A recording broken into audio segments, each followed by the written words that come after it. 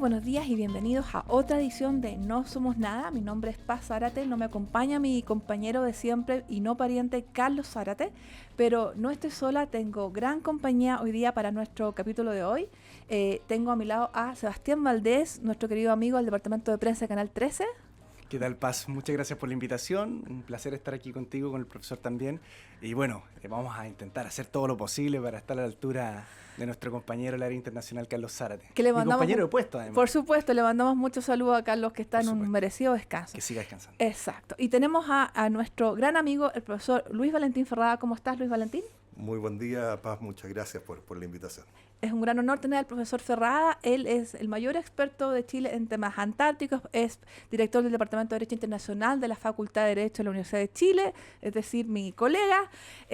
Y tenemos una pauta interesante para conversar con ustedes y vamos a dejar que Sebastián haga los honores de introducir nuestro primer tema. Bien, bueno, esta semana ocurrió la cumbre latinoamericana que convocó el presidente Luis Ignacio Lula da Silva en Brasil.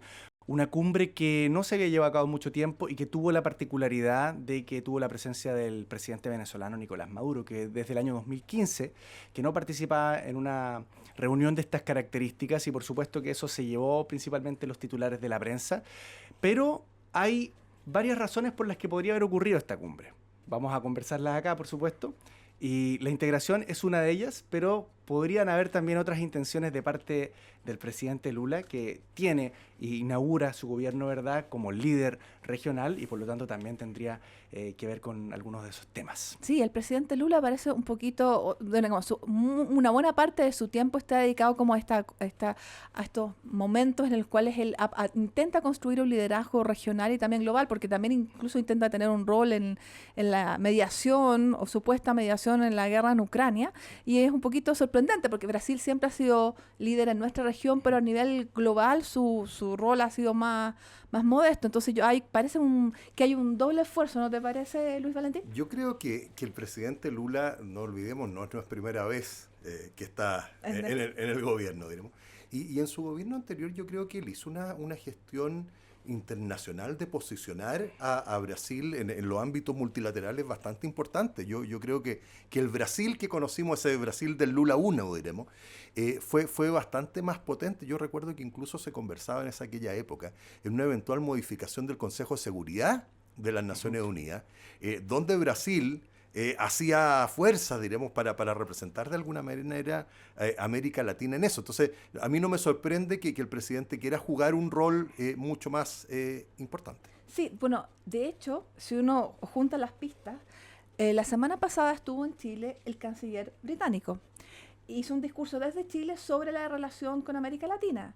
Y uno de los puntos del discurso fue decir algo que yo no había escuchado antes, que el Reino Unido apoya abiertamente a Brasil para que se incorpore como miembro permanente al Consejo de Seguridad.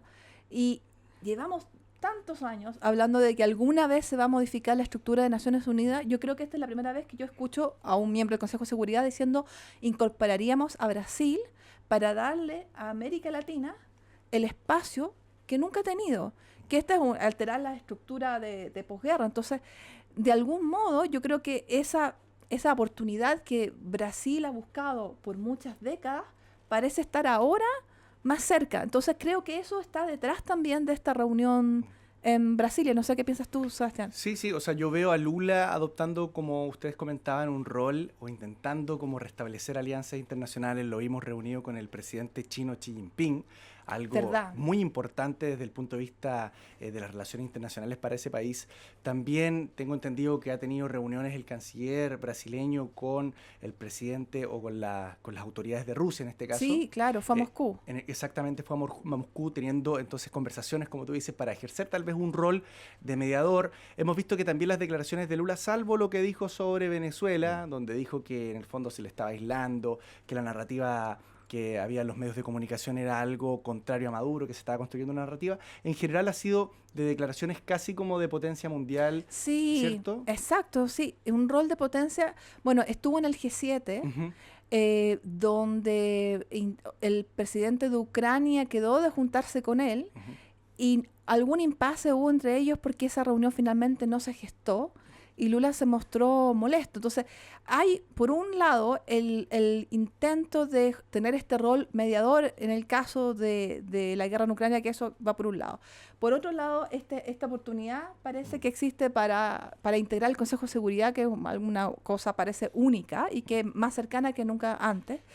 Y por otro lado, y aquí, Luis Valentín, yo te pido que revivamos un poquito la historia. ¿Qué tan serio puede ser el prospecto de una integración sudamericana o latinoamericana renovada y moderna? Porque hay tantos intentos hacia atrás. Sí, yo es que precisamente yo creo que ahí es donde hay una doble cara de este mayor rol de Brasil. ¿Hasta qué punto eso no es solo Brasil? Sino que hasta qué punto eso es Sudamérica en su conjunto. Todo lo que se puede hacer por integración sudamericana me parece que hay que hacerlo, todos los esfuerzos necesarios hay que hacerlo, pero sin duda alguna hay que ser bastante crítico respecto a lo que se ha hecho hasta la fecha y no intentar repetir las mismas cosas que ya sabemos que no funcionan. Exacto. Debemos estudiar mucho más el proceso europeo, desde luego, no para copiarlo íntegramente, porque las realidades son distintas.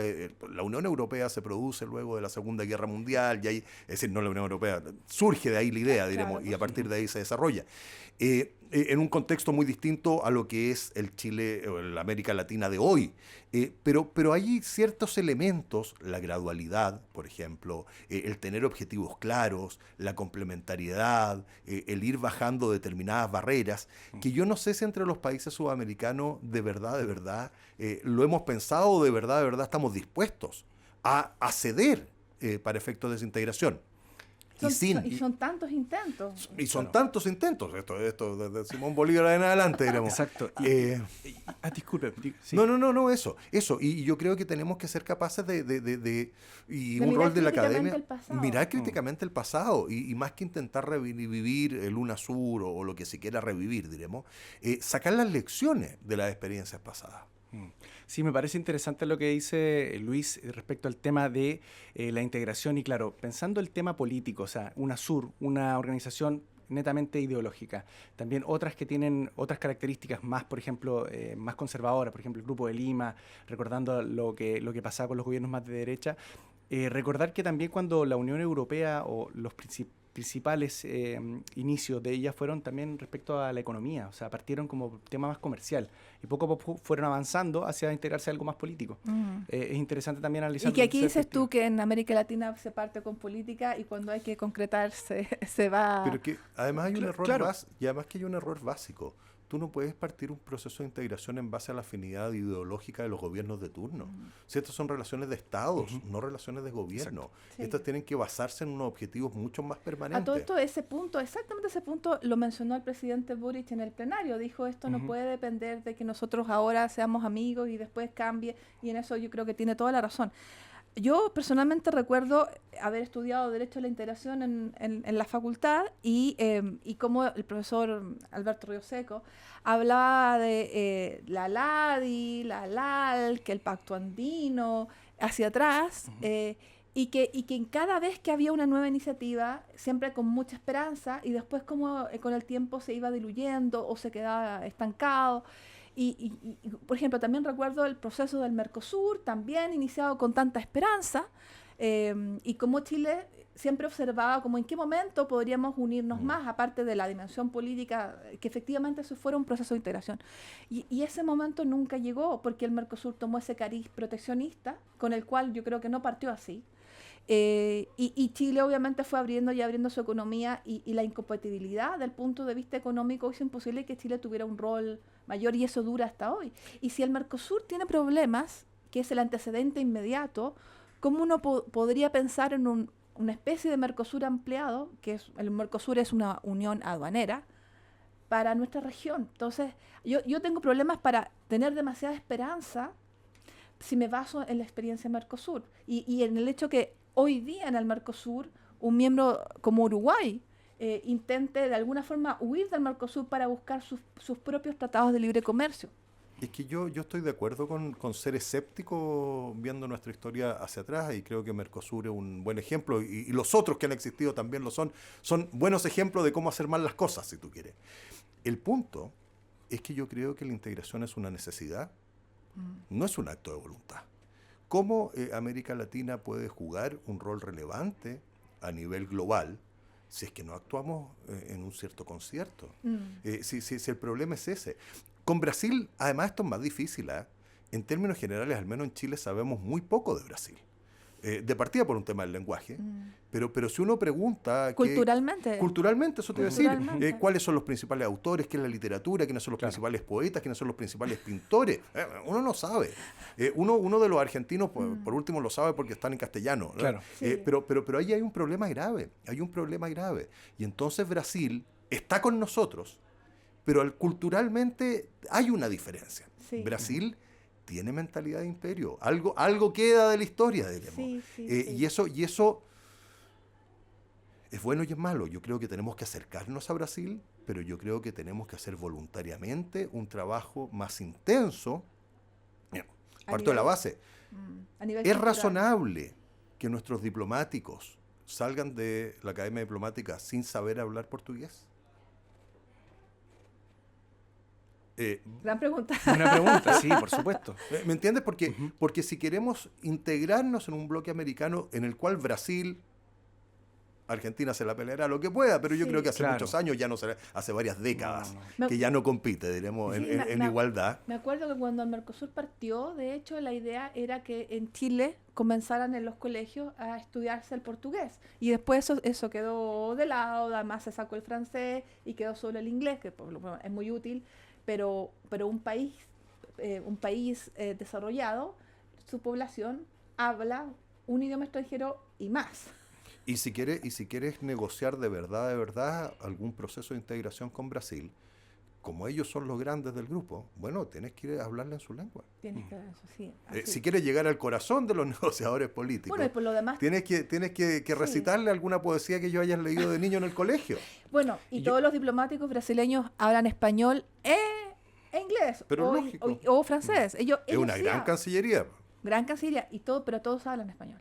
Pero obvio. Que no es, claro, que no es como improvisar portuñol, no, español, probablemente tal. Sí. Yo me pregunto, Paz, Luis, si es que como Chile o como Latinoamérica debemos interesarnos por integrarnos con el resto de países para, como usted decía, Luis, tal vez para poder tener cierta influencia en las relaciones internacionales o en el mundo, o para protegernos también del mundo que podría venirse en el paso de los próximos años, que también no sabemos cómo va a seguir avanzando, tal vez, la crisis climática, el ascenso de China como una potencia no solo económica, sino que poco a poco también se va extendiendo el punto de vista político, militar, la vemos con ciertos movimientos con Taiwán, etcétera, Hong Kong.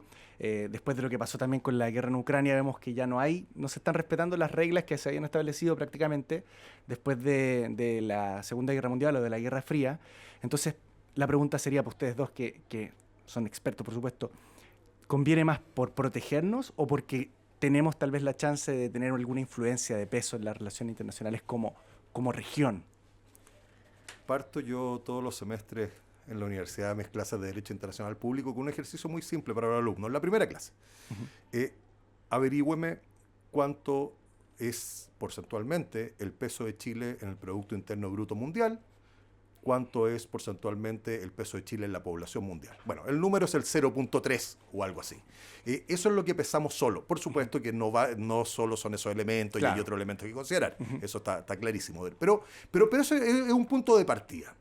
Entonces la pregunta es cómo un país que en el contexto global, en datos duros, pesa el 0.3%, logra convertirse en una pequeña potencia regional en materia de influencia.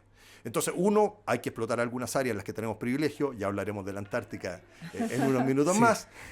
Todo el tema que tiene que ver con derecho del mar y los temas oceánicos también son un tema no tan tratado como debiera ser. Nuestra red de tratados de libre comercio. Nuestra red de tratados de libre comercio también es otro elemento que tenemos que explotar, etc. Pero luego tenemos que trabajar en serio en un sistema de alianzas. Y nos guste o no nos guste, con todas las dificultades que esto tiene, la historia y la geografía nos puso donde nos puso y tenemos la obligación, nosotros para nuestros hijos, diremos, pero en general como chilenos, la obligación de tener muy buenas relaciones con nuestros países vecinos. Sí. Estamos arrinconados. Y de ahí partir haciendo fuerza. Sí. Esto es muy difícil, pero para eso tenemos una muy buena Cancillería. Claro. Bueno, este tema nos da para mucho. Sí. Tenemos que movernos al siguiente, Vamos. que también tiene que ver un poquito con lo que la excelente pregunta es del soft power chileno y Sí. cuáles son las cosas que nos distinguen. Y una de esas cosas que nos distingue, y quizá no se habla de esto lo suficiente, a mí siempre me llama la atención, es que nosotros somos un país latinoamericano, somos un país del Pacífico, lo cual es un gran privilegio, y además somos un país antártico, que es un privilegio aún mayor.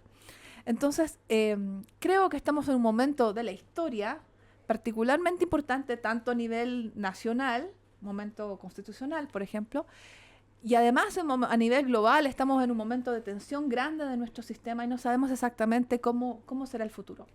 Y en esa coyuntura, las reclamaciones de la Antártida, que son varias, y el sistema antártico también está siendo objeto de algunas de estas tensiones que también vemos en otras áreas. Así que yo quisiera preguntarte, Luis Valentín, ¿cómo ves a Chile tú dentro de este desorden que parece haber y presión creciente respecto a la Antártida, sus recursos y el momento de emergencia climática en el cual nos encontramos? Uh-huh. Yo creo que Chile siempre ha sido un actor antártico importante por razones históricas y en la conformación de este sistema internacional antártico, ciertamente somos de los países signatarios del Tratado Antártico, tenemos nuestros derechos antárticos ya que nacen con la República, de alguna manera se entienden que derivan de los títulos castellanos, posteriormente tenemos una serie de actos soberanos desde fin del siglo XIX en adelante, etc. Entonces, yo creo que Chile siempre ha sido un actor relativamente importante. La pregunta es cómo transformamos de importantes a imprescindibles, a protagónicos de verdad. Entonces, en este sentido yo creo que hay cosas que se están haciendo, la construcción de nuestro rompehielos, pero que llega tarde. Hace 2 años que no tenemos rompehielos. Y recién el próximo año supuestamente vamos a tener navegando el nuevo rompehielos Biel. ¿Que fue construido? Fue construido en Chile, en Asmar. Yo creo que eso fue una gran decisión porque generamos una serie de capacidades domésticas que no teníamos y yo creo que ha sido una gran obra y me alegro muchísimo de que se haya hecho. Debiera haber sido una década antes para no haber quedado sin rompehielo durante alguna cantidad de años. Pero creo que hay que ir mucho más allá, ese es el punto. Si es que de verdad queremos ser socios imprescindibles para los otros países que operan en la Antártica, hay que ir más allá. Hoy en día, en la península antártica, que es el área donde nosotros ejercemos una mayor influencia, operan, dependiendo de los años, pero alrededor de 26, 27, 25 programas antárticos de distintos países. Tienen programas de investigación o bases, incluyendo países que no tienen una reclamación sí, soberana, porque nosotros sí somos del grupo que tiene una reclamación soberana. Claro, lo que pasa es que como las controversias sobre soberanía quedaron suspendidas en el año 59 con el Tratado Antártico, a partir de ahí los países que operan en el sistema del Tratado Antártico lo operan en tanto son parte del tratado, con independencia. ¿Qué son cuántos países? Al día de hoy son 56 países parte del tratado, pero de esos 56 países hay 2 categorías. Hay 29 que son los estados consultivos, que son los que participan en los procesos de la toma de decisión, propiamente tal. Luis, bueno, yo revisaba uno de los textos tuyos y tú decías que se utilizó la ciencia como una forma de generar paz, ¿verdad? Se puso la política más abajo, pero la ciencia siendo entonces como el eje fundamental de eso. ¿Qué tan frágil o qué tan fuerte es el Tratado Antártico para generar o seguir manteniendo esta paz que dentro de todo igual tiene un límite, ¿verdad? Yo creo que, hasta ahora ha sido muy fuerte y eso obviamente habla muy bien del sistema. Hemos transcurrido ya más de 60 años de paz absoluta en el continente y eso en sí mismo es muy importante. La pregunta es cómo, bajo los mismos esquemas que tenemos, enfrentamos esto a futuro. Y desde ese punto de vista, es un tema que he trabajado, publicado algo al respecto, al menos desde los años 90, un buen tiempo a esta parte, se notan ciertos problemas importantes, no diré graves, pero al menos importantes, en precisamente los procesos de toma de decisiones. Y el punto es que cuando estos sistemas funcionan solo por inercia y no los vas adecuando en el tiempo, llega un minuto que algunos de los actores, aquí participan sobre esta decirlo, los 5 miembros permanentes del Consejo de Seguridad, las 10 economías más grandes, todas las potencias mundiales y regionales, todos están ahí en la mesa. Sí. De hecho, Rusia y Ucrania están en la mesa. En este momento se está celebrando en Helsinki la reunión consultiva del Tratado Antártico, y uno de los temas que han trabado están juntos Rusia y Ucrania. bueno, pero es que uno de los temas que han entrabado toda la... No, es que es al revés. Porque están juntos, porque los dos tienen derecho a participar en estos procesos, se contamina también la discusión. Se ha hablado mucho y se ha escrito mucho sobre una suerte de excepcionalismo antártico, que el sistema antártico funcionaría aparte de todo. ¿Hasta qué punto eso es verdad? Bueno, yo tengo la siguiente pregunta. A ver, a mí lo que me llama la atención es que si uno habla con el público en general, con las grandes audiencias, todos creo que tenemos la conciencia de que la Antártica es importante. Pero digamos, exactamente la razón creo que también la persona tiene que empezar a elaborarlo, porque en los colegios vagamente se estudia como parte de la geografía de Chile la Antártida. Y se asume que es chilena, o sea, y, no hay casi que cuestionamiento. ¿Y que quién, parte... ¿Y quién lo cuestiona, por favor? Claro, sí. pero, a ver, si yo comparo la situación del Ártico, que parece bastante dramática, y luego la Antártida, protegida por este tratado, que también tiene un límite temporal. No. Puede revisarse. Que puede revisarse, sí, pero en principio... ¿Se trazó una línea de tiempo en el Tratado Antártico? No tiene ninguna. No tiene indefinido como en tanto tratado, pero hay 2 tiempos a considerar. Uno, el Tratado Antártico del año 59 dispone que se podría citar a una conferencia de revisión 30 años después de su entrada en vigor. Tal cual. Que se cumple el año 91, o se cumplió el año 91. Jamás se citó a esa conferencia de revisión y casi por el contrario, por otros evoluciones paralelas, el mismo año 91 se acuerda el Protocolo de Protección del Medio Ambiente, que de alguna manera refuerza la evolución natural que había llevado el régimen. En este Protocolo de Protección del Medio Ambiente se contiene una norma similar, pero que dice que en 50 años de su entrada en vigor, nuevamente se va a poder citar una conferencia de revisión. Sí. No es término, ¿me entiendes? Es conferencia de revisión. Sí, la revisión. Y el protocolo entró en vigor el año 98, por lo tanto, esto se va a producir el año 2048. ¿Por qué esa fecha? Yo no me gusta hablar mucho del año 2048 para no fijar la mente. Tenía pensando yo el 2048. decía, sí, pero es que hay que hablar como de medio siglo, porque no quiero llamar a que se cite la conferencia de revisión, digamos. Porque, entre otras cosas, de acuerdo al texto expreso del protocolo, una de las normas que se podría revisar en esa conferencia de revisión es la prohibición de explotación de minerales. Claro. Y si tú levantas la prohibición de explotación de minerales, la situación geopolítica que puede producirse, más allá de lo económico y lo ambiental, desde luego, que puede producirse en la Antártica sería muy, muy, muy complicada.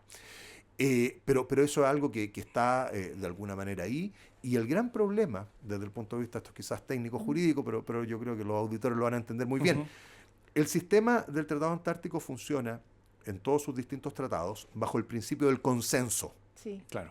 Que es un principio muy difícil en la práctica. Muy difícil. Pero eso que sea muy difícil hace que no se hagan cambios dramáticos. En esa conferencia de revisión opera, porque así se dispone en la norma, un principio de mayoría. Es una mayoría bastante calificada, pero es mayoría al fin y al cabo. Ya. Y la mayoría siempre va a ser más fácil que alcanzar que el consenso. Luis, entonces eso nos cambia todo. Yo me pregunto que cuando uno empieza a revisar o se ponen en la situación de que llegue un momento límite donde tal vez se tengan que utilizar los recursos de la Antártica, en el futuro incluso cercano, ¿qué países van a tener más argumentos jurídicos para poder adjudicarse territorio? Y la otra pregunta que yo creo que mucha gente se puede hacer, que nos escucha, ¿por qué países que no tienen ni siquiera una especie de proyección natural hacia la Antártica, Noruega, por ejemplo, se adjudican parte del territorio? Bueno, Reino Unido se entiende por el tema de las Falklands, las Malvinas, como dice Argentina. O las Islas Sandwich, etc. Exacto. Pero, claro, esas 2 preguntas. A ver, yo creo que lo primero es uno de los grandes riesgos que está en la Antártica, presente en este sistema, y que no tiene que ver ni con la Antártica ni con el cambio climático, que la está afectando tan gravemente hoy, sino que con la demografía. Si la población del mundo sigue creciendo a los ritmos que está creciendo, bueno, algún día los recursos que están allí vamos a tener que saber explotarlo más intensivamente. La simple necesidad. La simple necesidad.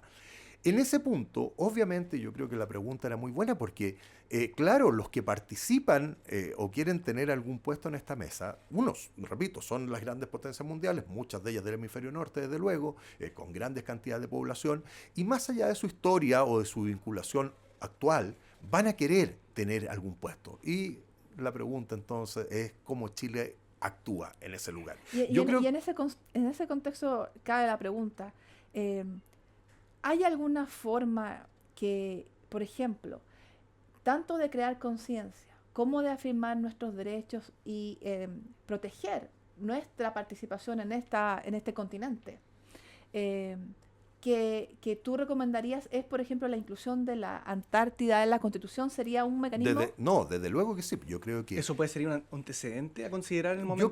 Yo creo que Chile tiene muy buenos títulos, pero los títulos jurídicos no solamente tienen que estar guardados en los libros, los títulos jurídicos hay que actualizarlos día a día. Si esto es lo mismo que si uno tiene una casa. Uno tiene una casa en una ciudad lejana y no vuelve en 30 años, muy inscrita la tendrá el conservador de bienes raíces, pero lo más probable es que no vaya a poder ejercer como señor y dueño sobre ella. En los países ocurre algo no tan distinto. Los territorios de los países tienen que cuidarlos y tienen que hacer cosas, actos positivos en favor de mantener su soberanía. En el territorio antártico, chileno antártico, por supuesto hay una institución especial porque está el régimen internacional, está el Tratado Antártico, el cual Chile es uno de los promotores y impulsores, pero dentro de los márgenes que el derecho internacional permite, y que son muchos, Chile tiene que ser especialmente activo. En este momento en que estamos discutiendo nuestro nuevo orden constitucional, que espero nos acompañe en los siguientes 50 años, lo que queda de este siglo XXI, claro. Por supuesto que es un momento excepcional e imperdible para que Chile reafirme a través de su texto constitucional su relación con la Antártica. No, esto no es necesario una declaración chauvinista, ni mucho menos. Si hay cosas, uno puede decir cosas muy inteligentes, palabras inteligentes, sin gran trabajo, pero tiene que estar ahí. Tiene que estar ahí, hay razones jurídicas, hay razones políticas, hay una señal internacional. Es más, sería muy peligroso que no estuviera ahí. Porque en 50, 100 años más, si alguna vez hay un pleito internacional por la Antártica, alguien va a decir, pero mire, ustedes tuvieron un proceso constituyente el año 22-23. Esto se discutió, es más, esto estuvo en la propuesta del año 22. ¿Y por qué usted en definitiva no lo puso? Claro. ¿Porque usted dudó de sus propios derechos soberanos? Se puede utilizar, se puede abrir el abanico entonces de es muy grave. Yo creo que a mí me duele no haber logrado. No, realmente, me duele casi a título personal. Esperemos que en todavía queda un momento de proceso constitucional. Estamos a tiempo. Todavía a lo mejor se puede hacer algo. Porque como dices tú, son momentos históricos que no se van a repetir en mucho tiempo. Y efectivamente el sistema se encuentra en un momento en el cual es nuestra oportunidad para reforzar la importancia que tiene una parte de nuestro territorio y todo el futuro que implica la Antártida. Bueno, nos estamos acercando a nuestro minuto de confianza, así que aquí literalmente un minuto para cada uno de nosotros para mencionar algo que nos haya parecido relevante en el último tiempo. Parto contigo, Sebastián. Bueno, hablar de la cumbre, en realidad me parece súper interesante el proceso, me parece interesante también lo que está haciendo Lula, tratando de posicionarse como un líder regional, y creo que debemos también como país, como Chile, considerar cuál es el rol que queremos jugar en esta agrupación, también como Latinoamérica, pensando también sobre todo en este mundo convulso, en donde China tiene una proyección natural también hacia el Pacífico. Nos falta la discusión interna, dices. Exactamente, así que yo creo que hay que comenzar a pensar también cuál es el rol que nosotros queremos jugar, hacia dónde también se va a mover nuestro país, no solo desde el punto de vista del extractivismo, las materias primas, etcétera, seguir privilegiando tal vez, no sé, el emprendimiento, el desarrollo de tecnologías. También estaba revisando que habían varias cifras de que Chile empieza a exportar cada vez más tecnologías de la información, y eso parece súper interesante también a Estados Unidos, a Perú, etcétera. Así que ver... Subrayar la reflexión interna sobre la integración. Exactamente. Luis Valentín. Yo, aprovechando el minuto de confianza, tengo tres tres temas que me gustaría tocar. Uno, yo creo la importancia del proceso constituyente, que quizás está un poquito diluido en la opinión pública. Esto es muy importante. Estamos fijando las reglas del juego para el funcionamiento de nuestro país en las próximas décadas y por lo tanto me parece que es un tema que tenemos que seguir y donde tiene que haber una discusión amplia, informada y donde yo creo que todos los ciudadanos tenemos una obligación de identificarnos con el texto que se vaya a producir de este proceso. Lo segundo tiene que ver con no dejar nunca de pensar en la importancia de la educación. Como profesor universitario no puedo sino que resaltar la importancia de la educación en todos los niveles. Yo creo que en Chile tenemos todavía mucho que hacer en eso, mucho que pensar. La educación que le estamos dando a nuestros jóvenes tiene que ser una educación acorde al siglo XXI, pero también tiene que ser una educación enraizada en nuestras tradiciones nacionales y yo creo que ahí hay que buscar una ecuación que es difícil. Y esta ecuación termina, y este es mi último tema, por un recuerdo. Ha fallecido Pedro Mesonet, un gran folclorista, un gran artista nacional, y dentro de mi educación moral y espiritual y cultural no puedo dejar de recordar La Pérgola de las Flores, que la vi hace muchos años con su actuación como Tomasito. Qué bonito recuerdo. Eso. Qué bonito recuerdo. Bueno, yo personalmente voy a cerrar diciendo que finalmente terminé de leer el libro Liderazgo de Henry Kissinger, que estuvo de cumpleaños 100 años la semana pasada, y un libro que en realidad quiero recomendar si es que lo pueden leer. Hay que tomarse de paciencia porque todos los libros de Kissinger son largos, pero este me parece interesante porque creo que hace una especie de reflexión de su propio trabajo. Kissinger es conocido por ser un realista, donde los valores son un problema a veces para el estadista, como se denomina a sí mismo. Y este libro yo creo que vuelve sobre sus pasos y refuerza que los líderes verdaderos tienen que tener un compromiso con valores, porque si no, no son líderes. Así que creo que hacen su propio revisionismo a través de este libro Liderazgo, que le recomiendo a nuestros auditores que le echen una mirada. Espectacular. Así que, queridos amigos, hemos llegado al final de nuestra reflexión de esta semana en No Somos Nada. Le agradecemos a Sebastián Valdés. Un placer. Y a Luis Valentín Ferrada por habernos acompañado en esta reflexión. Y nos vemos la próxima semana en otro capítulo de No Somos Nada. Hasta la próxima.